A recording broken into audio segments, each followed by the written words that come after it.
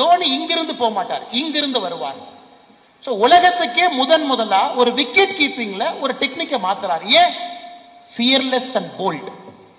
பின்னாடி இருந்தீங்கன்னா பால் மிஸ் ஆகாது, தைரியமா பின்னாடி நிக்கலாம். ஒரு விக்கெட் கீப்பர் எவ்வளவுக்கு பின்னாடி நிக்கிறீங்களோ பால மிஸ் பண்ண மாட்டீங்க, பால் அழகா பிடிப்பீங்க. ஆனா பால மிஸ் பண்றோம் அப்படின்னு நீங்க யோசிச்சீங்கன்னா தைரியம் வராது. அவுட் பண்ணணும்னு நினைச்சீங்கன்னா நீங்க முன்னாடி நிற்பீங்க. தோனியினுடைய யூனிக் விக்கெட் கீப்பிங் ஸ்கில், அவருடைய கை வழக்கமாக பின்னாடி இருப்பதை விட முன்னாடி இருக்கும். அந்த எக்ஸ்ட்ரா டைம் சேவ் பண்றாரு. அந்த எக்ஸ்ட்ரா டைம் சேவ் பண்றதுனால ஸ்டம்பிங் போறாரு. ஐபிஎல்ல பார்த்திருப்பீங்க, தோனி ரெக்கார்ட் ஸ்பீட்ல ஸ்டம்ப் எப்படி அடிக்கிறாருங்க, கை முன்னாடி இருக்கு.